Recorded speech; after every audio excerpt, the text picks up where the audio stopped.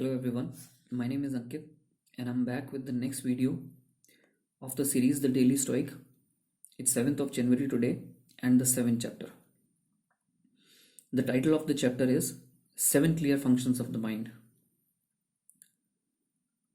The thought which we are going to discuss today has been taken from the book Discourses by Epictetus. The actual thought goes like: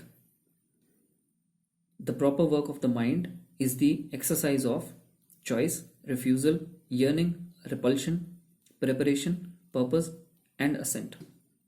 What then can pollute and clog the mind's proper functioning?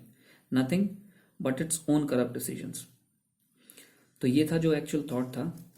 इसमें आप वैसे तो समझ गए होंगे काफ़ी हद तक कि 7 जो फंक्शंस होते हैं हमारे माइंड के उसके बारे में कहा गया है. 7 फंक्शंस बताए गए हैं. मैं थोड़ा सा और इसको एक्सप्लेन करता हूँ.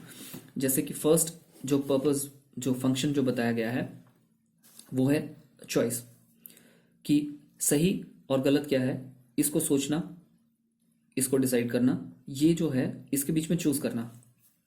ये जो फंक्शन होता है, ये जो डिसीजन होता है वो हमारे माइंड को लेना होता है. Second is refusal. अगर आप कोई काम करने के बारे में सोचते हैं, आपने कोई काम करना डिसाइड किया है, तो उसके बीच में ड्यूरिंग दैट जर्नी कई बार ऐसा होगा कि कुछ टेम्पटेशंस आएंगी, कुछ डाइवर्शंस आएंगे, कुछ चीज़ें ऐसी होंगी जो आपको भटकाएंगी आपके उस काम से. तो उनको रिफ्यूज़ करना वो भी एक फंक्शन है आपके माइंड का ही. वो काम है कि उसको वो रिफ्यूज़ करे. Third is yearnings.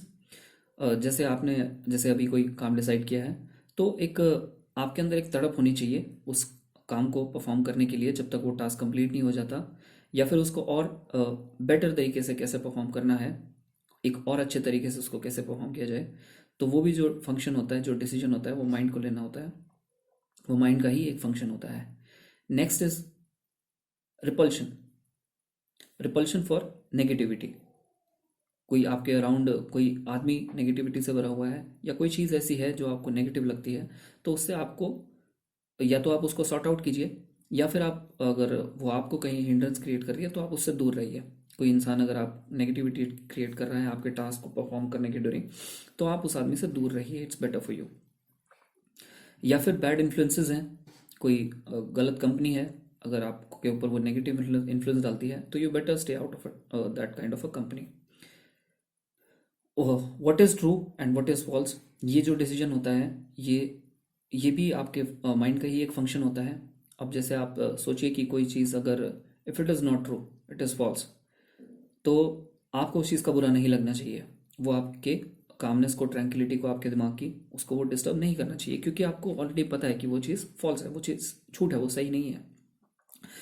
और ऑन द अदर हैंड कोई चीज़ अगर सच है तो भी वो अगर आपके अगेंस्ट है तो आप वो चीज़ आपको डिस्टर्ब नहीं करना चाहिए, क्योंकि वो सच है, आप उससे दूर नहीं जा सकते. अल्टीमेटली वही सच है, तो भी आप उसको भी एक्सेप्ट करने की आपके अंदर करेज होना चाहिए.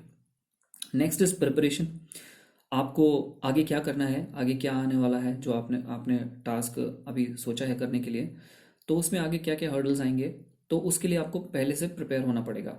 तो वो जो प्रिपरेशन करना है, that is also the function of your mind. Next is purpose. आपका पर्पस क्लियर होना चाहिए. आपकी हाईएस्ट प्रायोरिटी होना चाहिए आपका पर्पस. तो ये जो डिसाइड करना है ये भी आपके माइंड का ही फंक्शन है. आपको गाइड करना उस जर्नी के through, that is also function of your mind. Next is ascent. Free of any kind of deceits. कोई भी जैसे